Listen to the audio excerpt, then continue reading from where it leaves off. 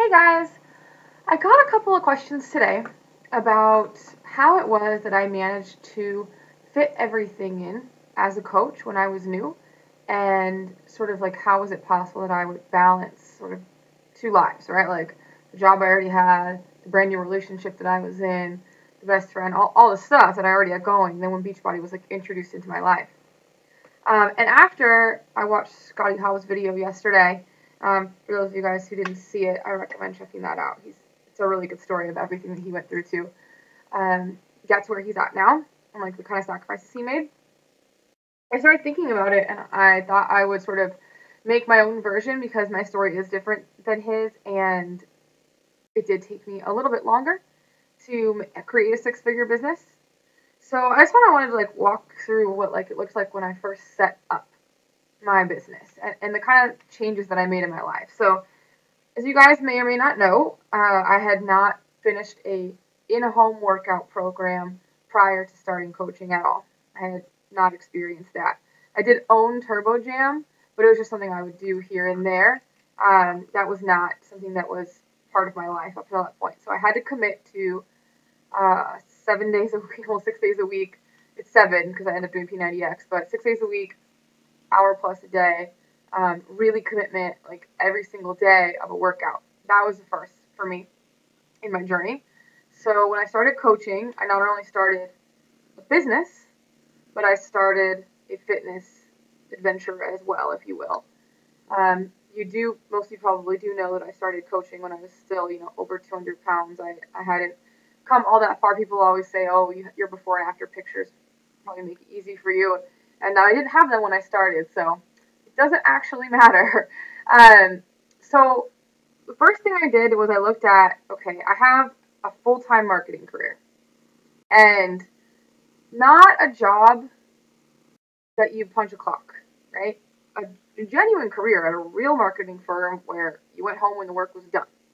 You didn't clock out at 5 or 6 or 7 or even 8. I mean, there are nights I remember when we were building that business, like we slept there. It was insane. So it was not like just an easy 40-hour a week sort of job. Now there were weeks where it was only 40 hours a week, of course, but that wasn't the norm. So I had my full-time career. I still had to prep for and go to meetings for and put together reports and presentations and do long hour creative type work and analytics type work that did take up a lot of my brain. So when I looked at what I had going on, I figured how many hours do I have in a week and where do I want to put my time? So for those of you guys who don't know, if you look at a week, this is how my brain works. There's 168 hours in a week, every single week. I thought, okay, well, P90X is the program I decided to start, which really isn't the best program for someone with that much weight to lose to start, but I don't know, I like a challenge, I guess. And I do it an hour, and P90X is a little longer than an hour for those of you guys who don't know. It's like an hour and 15 minutes, an hour and a half. So let's just call it like 10 hours. It's only 10 hours of my week. But I'm still at 158 hours.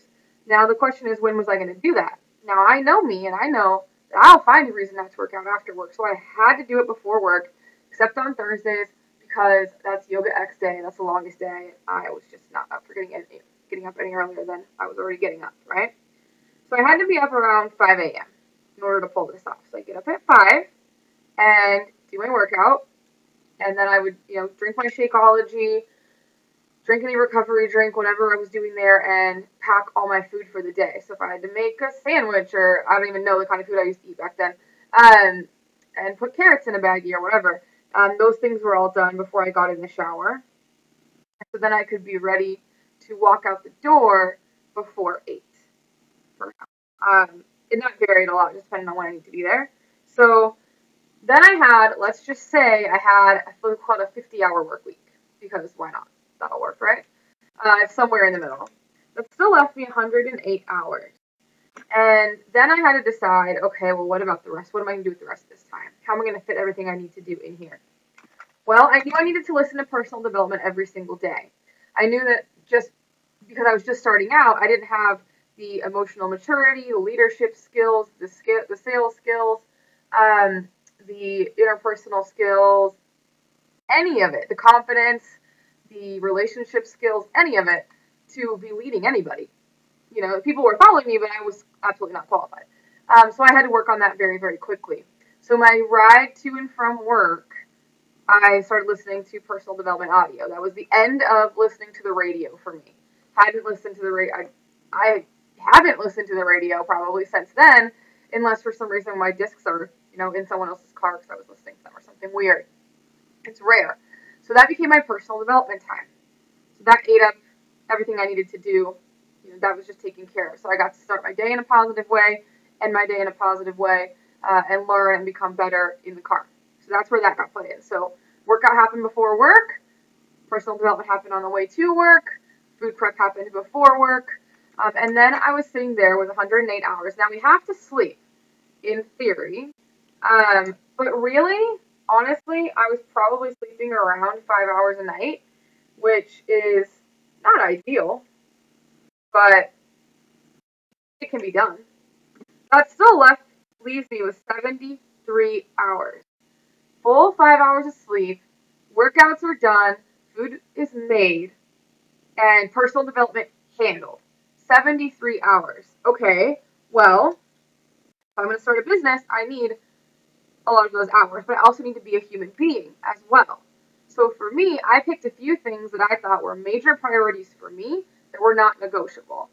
So I made Saturday night my no working night. And it's the only night I didn't work. And it was a night that I always went out of my way to make a plan that would help me reconnect with Snow. Snow's my fiance, for those of you guys who don't know. Because I knew that I was going to be taking some time away from our relationship. I wanted to invest in it really well. So on that Saturday night, it wouldn't just be like, let's, grab, a movie and sit next to each other. It was like I would plan something and I would make sure not, to look nice and be dressed nice and put my makeup on and do my hair and be involved in the date and I would plan that. So each Saturday night, it did not work.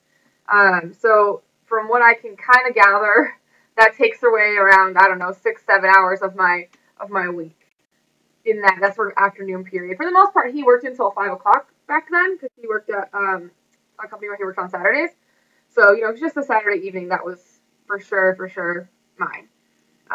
Which left me 66 hours. That's how I looked at it. Okay, so I've got 66 hours to be a daughter, a friend, sister, all of the things that you need to be. 66 hours to clean the house, to check the mail, to do the laundry, to feed the dog, to make dinner, to all the tasks that we are tasked with each day, right? So when I looked at it, I thought, okay, well, if I'm going to actively work a business from the ground up, and we're not going to live in a pile of dirt, and we're still going to eat, I need all 66 of these hours. I really do, each week. So we canceled the cable immediately. That was gone. Any TV watching time, gone. That was not even remotely an option.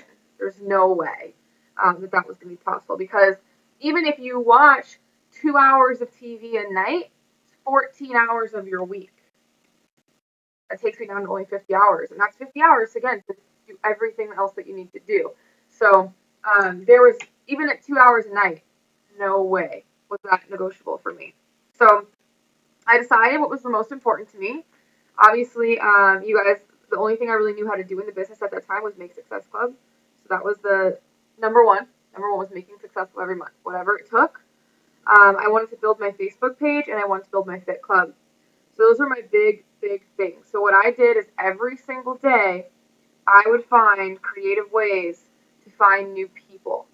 And I would spend, if I had this many hours, I would spend it joining groups on Facebook about other things that interest me. For instance, I just joined a wedding planning group. I started planning my wedding. I didn't go in there and just start yelling about Shakeology all over the place, of course, but I absolutely started making more friends, right? Reconnecting with people on Facebook, re-engaging in that. I started my Facebook page, as many of you guys know, about a month into my coaching business. And then I started my meetup group. meetup, which was for our fit club.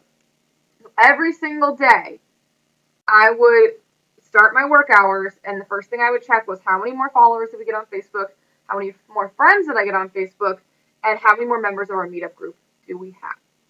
And those were my big 3 focuses, because I knew if I could bring in the people, then I could make Success Club. So if I saw that meetup was down, then that night consisted of finding more ways to get people to join meetup. Maybe I needed to advertise on Craigslist or something like that. If my Facebook likes were down, maybe I needed to start advertising. Maybe I needed to find one of those like ladder things. I did a lot of interesting things when I was new to stay on these few things. So my checklist every day was how many new friends did I make on Facebook, how many new followers did my Facebook page get, how many more members of my meetup group did I get for Fit Club, and then did I do my workout, did I drink my Shakeology. That was my life for those extra hours. So now with 66 hours divided by 7 days, that's 9 hours a day that I had to live, to do this business and to live. So to go to the bathroom 75 times because you're drinking so much water, right? That cuts into it. To grocery shop, to meal plan, to do all of life's little things. So as you can imagine, sometimes there was more traffic than others. I mean, you look at that and like, luckily my commute wasn't so bad, but sometimes there was issues. And that will cut into those 9 hours a day. So maybe we take away an hour for commuting. So now I'm down to 8. Okay, well maybe I need to go grocery shopping. Well, that takes an hour, and if you go after work, God knows it takes much longer. So now I'm down to 7. Someone has to put these groceries away, and someone has to make dinner and wash the dishes and do all these things. So for the most part, I worked this business in around 4 hours or 5 hours a day, every day, for that first 16 months until I left my full-time job. And I had to be very focused. I was not afraid to use a timer to keep myself on task. I didn't follow Facebook notifications. I had a list of Facebook activities I wanted to do. If I needed to check into Facebook, it wasn't, oh, cool, what do people need from me? It was, oh, cool, here's my challenge group, here's my coach group, here's all the places that I need to check. I know what I need to pay attention to. The rest of it, not important. The news feed was over. There was no more news feed experience for me. I checked what I had to check, and I got out of there. Because otherwise, you just lose yourself in it forever. And then it was, if I have this much time, well, okay, then I want to make sure these 3 things are happening. I need to make Success Club. Where am I at with that? Where are my sales? Who have I talked to? Who have I talked to that's new? How many people did I friend on Facebook today? How many times did I invite someone to Fit Club out in the world that day? If I was out in the world, making friends on Facebook that way. So, again, I came down to just 5 tasks for me, which gave me if I really could just get this concentrated 4 hours every day, and this was work, and this was a non-negotiable time period. I stopped going to people's birthday parties. No, I did not go out to the bar. I got a lot of shit. I did. I got a lot of stuff from people who were like, you never come out anymore. You know what? Most of them are on the team or they're my customers now, so they're probably watching this and they're like, oh yeah, probably shouldn't have given her so much crap. But I did. It was a very difficult transition because I was a partier, right? And I have a lot of people that they're used to me just going out, and I didn't really have much else to do but work. I worked, and I sort of drank, and I worked and I drank, and I worked and I drank. That was like my thing. I went out. We had a lot of food, right? Whatever we did, we partied and we hung out, and so people were used to me being around, and I was used to being around. So it was difficult at first to say no to the happy hour invites, or to go out to the club or whatever, or to go over to girls' day and have wine, or go to a brunch, all these little activities that we did. But people eventually just learned to respect that I wasn't kidding. And the only reason that they learned to respect that is because I didn't crack. I never said, oh, okay, I can skip it this one time. No, I said it and that was it. I did a couple of things just to make sure that I did have some good quality friendship. I did keep a girls' day once a month with my best friend, and we just did whatever. And I'm sure she just probably got sick of me talking about Beachbody the whole time, but she's a good friend, so she put up with it. And I thought it was so interesting watching Scotty's video and hearing how other coaches did, and just the honest truth of for real, you sacrifice. No, I didn't sleep. I slept enough. I think personally 6, 7 hours of sleep is plenty for a person. Like, that's how much I sleep now. Like, and that doesn't bother me at all, and I have all the time in the world. But 5 hours, it might seem pretty brutal when you are taking up a workout, and so you're exhausted because you're putting out your body, and you have all this stuff going on, and you would love to sleep, but that was not my priority. Was like, sleep an extra hour today, or work in a job. And I had a great job, don't get me wrong, but work in a job that was going to end wherever my job was going to end.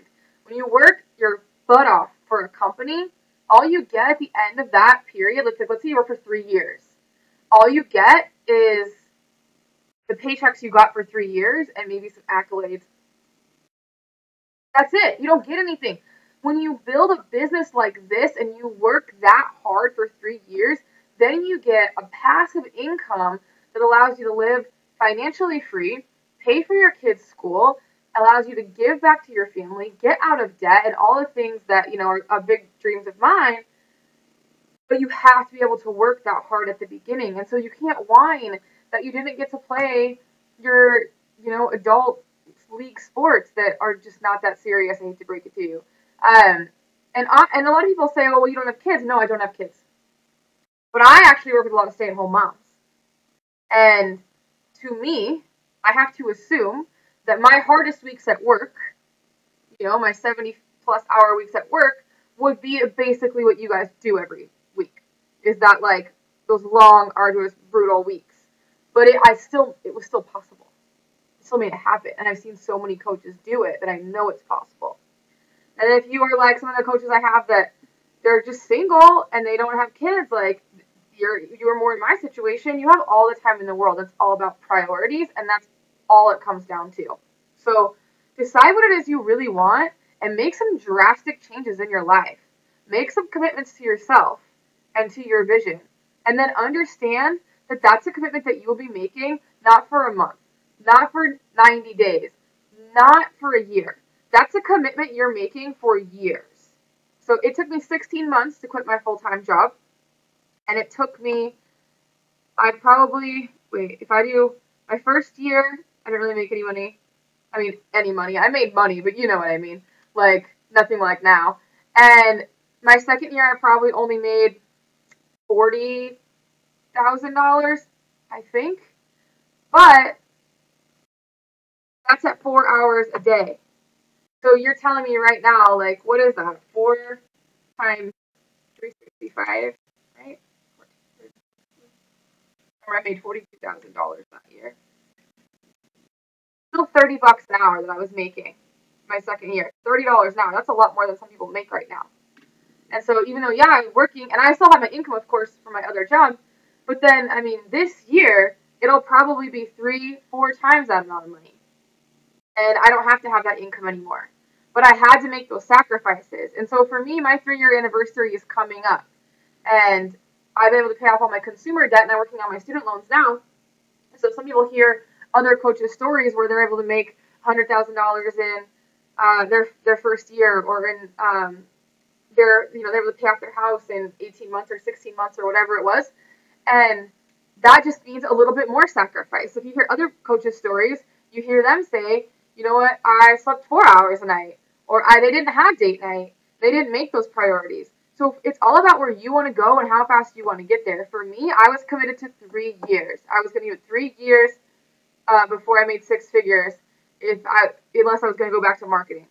3 years no matter what, because I know that most small businesses fail in the first 2. So if I was still around at my 3rd year, then we were okay. And I have not yet hit my 3rd year. And number 7 in the company right now, out of 150 freaking thousand coaches, I don't even know what the number is right now. Consumer debt free. I don't have to work for anyone anymore. My fiance no longer has to work for anyone anymore because he's going to start working the business with me in 2014, still before my 3-year anniversary, which is crazy. Easily going to make, well over, I can't even imagine. I have not really actually looked at it, but last time I checked in the summer, I was like slated to make easily $150,000 this year. And like, that's just year 3. And that's based on how I put my schedule together and the sacrifices I was willing to make. So if some of the things that you've heard coaches have to give up or sacrifice were too much for you, then scale back your expectations and make it more something, closer to what I'm doing. Or if 3 years is like, you're kidding me. I'm not waiting 3 years. I'm not going to work this hard for 3 years to have that kind of income. Then you know you need to work harder than I did and step it up. And what's really cool about this is, you guys, that when you get to the point where I'm at now, your life gets so much easier. I work less now than I ever have in my entire life.